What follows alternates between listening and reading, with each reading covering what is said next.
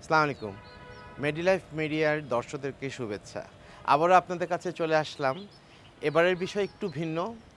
আপনারা সবাই জানেন যে কিছুদিনের মধ্যে আমাদের রোজা শুরু হচ্ছে। এই রোজার সময় আমাদের খাদ্যাভ্যাস, আমাদের প্রতিদিনের নিয়ম কিছুটা একটু ভিন্ন হয়। এইসব কারণেই আমরা যদি রোজার সময় নিজেদেরকে সুস্থ রাখতে চাই, সেইভাবে আমাদেরকে জীবনটাকে একটু চেঞ্জ করে নিতে হবে। আপনারা সবাই জানেন এই রোজার সময় যদি আমরা আমাদের খাদ্যাভ্যাসকে যদি একটু পরিবর্তন না করি, তাহলে কিন্তু বেশ ক্ষতি হয়ে যায় এবং দেখা যায় যে অনেকের গ্যাস্ট্রাইটিস, অনেকের বিভিন্ন ধরনের বদহজম অনেক কিছু হতে পারে। তো আমরা আজকে যে বিষয়টা নিয়ে আলোচনা করব সেটা হচ্ছে যে রোজার সময় যে মানুষের খাদ্যাভ্যাস একটু পরিবর্তন করতে হয় এবং তা করলে আমাদের কী লাভ হবে?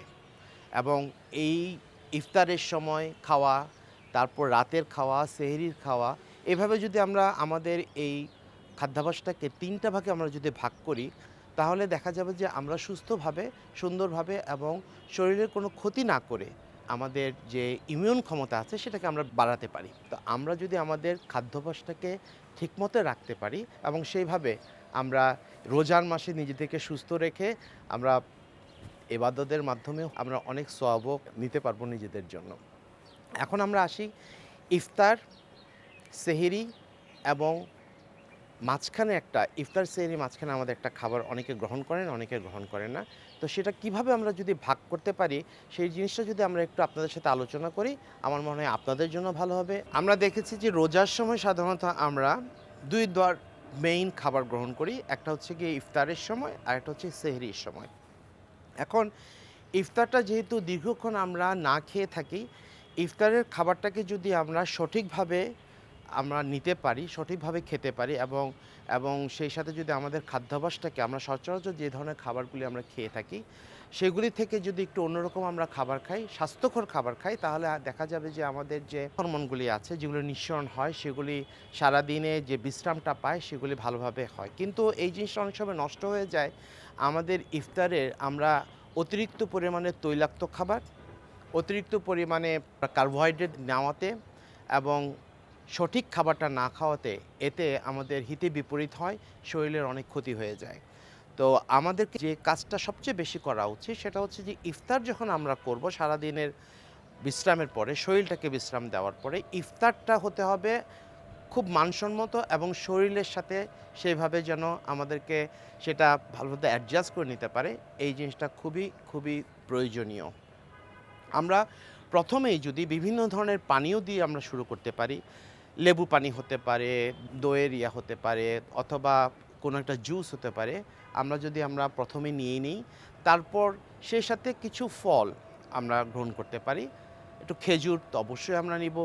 সেই সাথে যদি কোনো একটা পানীয় জাতীয় যে ফলগুলি বেশি, আপনারা জানেন এই সময় আপনার বাঙ্গি, তরমুজ অনেক কিছুই পাওয়া যায়। এগুলো যদি আমরা গ্রহণ করি তাহলে সেটা শরীরের মধ্যে আমাদেরকে প্রথমে যে অনেকক্ষণ না খাওয়ার পরে শরীরের স্টমাক আমাদের যে পাকস্থলী এমপ্টি থাকে সেটা সহজে তখন অ্যাডজাস্ট করে নিতে পারে আমাদের শরীরের সাথে।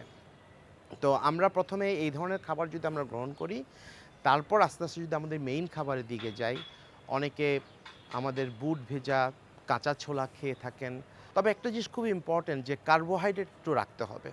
সেই সাথে আপনার কিছুটা গ্যাপ দিয়ে একসাথে ইফতারের সময় একসাথে প্রচুর খাবার না খেয়ে যদি আমরা একটু ধীরে, ধীরে খাই, এই ফাঁকে যদি কেউ যে আপনাদের মাগরিবের নামাজটা পড়ে আসে, তাহলে দেখা যাবে একটা গ্যাপ পাওয়া যাবে এবং গ্যাপ পাওয়ার পরে আবার পানীয় দিয়ে শুরু করে কার্বোহাইড্রেট খান, প্রোটিন খান, তাহলে আমাদের যে জিনিসটা হবে যে আমাদের শরীরটা সেভাবে অসুস্থ হবে না, বদহজম হবে না এবং বিভিন্ন ধরনের অ্যাসিডিটি থেকে আমরা মুক্ত থাকতে পারি।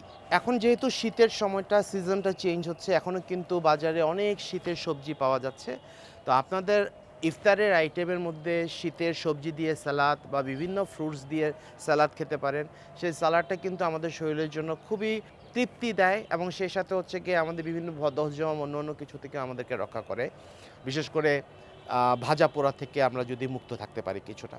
ভাজা পোড়া যে আপনারা একদম খাবেন না এরকম আমি কথা বলছি না। কেউ যদি সুস্থ থাকেন, আপনাদের শারীরিক যদি সমস্যা যদি নিয়ে থাকে, আপনারা ২ দিন ৩ দিন পর ভাজা ভাজা বিভিন্ন ধরনের আইটেম পেঁয়াজু, বেগুনি, বুট ভাজা আপনারা খেতে পারেন।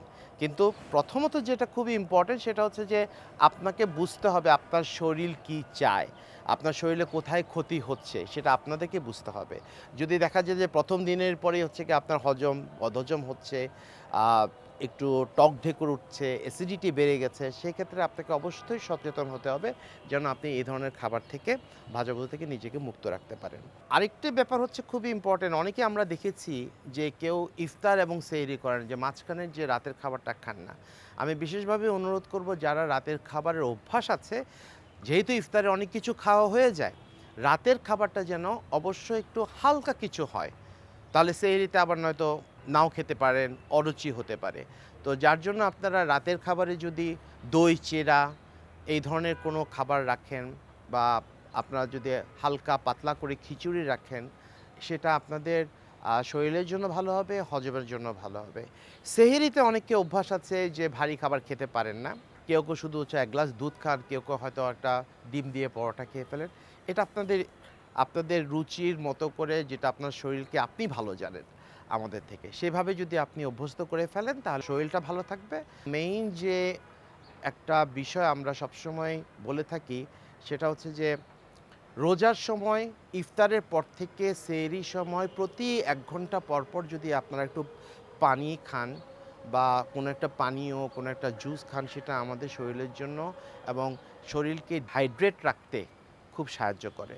নতুবা আপনার দীর্ঘ সময় যখন আপনি পানি ছাড়া থাকেন, পানি যদি সেই পরিমাণ খাওয়া না হয় তাহলে ডিহাইড্রেট হয়ে যায় এবং এতে আমাদের শরীরের ক্ষতি হতে পারে। সেহরিতে আপনারা যদি একেক সময় একেক ধরনের খাবার রাখেন, কেউ যদি ভাত খেতে চান, ভাতের সাথে যেন অল্প মশলাযুক্ত খাবার যদি রাখা হয়, তাহলে এটা আমাদের হজমে সাহায্য করে এবং সবচেয়ে বড় কথাটা হচ্ছে যে আমরা চাই সেহরিতে কেউ যেন অতিরিক্ত তেলযুক্ত, অতিরিক্ত মশলাযুক্ত খাবার যেন আপনারা না খান। তাহলে সারাদিন আপনাদের একটা কষ্ট যাবে, তখন আপনারা কোনো পানিও খেতে পারবেন না, কোনো ওষুধও খেতে পারবেন না সেটাকে রিমুভ করার জন্য বা সেটা থেকে বের হওয়ার জন্য। যার জন্য আমরা চেষ্টা করি, আমরা সবাইকে বলি যে আমাদের সেহরির সময় আপনারা একটু ভিন্ন ধরনের খাবার খান, কম মশলাযুক্ত খাবার খান এবং চেষ্টা করবেন একেক দিন একেক ধরনের খাবার রাখতে। তাহলে আপনার আ যে অভ্যাসটা আছে যে খাবারের কোনো অতৃপ্তি ঘটবে না এবং সেই সাথে আপনি একটু ভালো খাবার খাবেন। যখনই আপনি ভালো খাবার খাবেন তখন দেখবেন যে আপনার কোনো বদহজম হচ্ছে না, অ্যাসিডিটি থেকে আপনি রক্ষা পাচ্ছেন।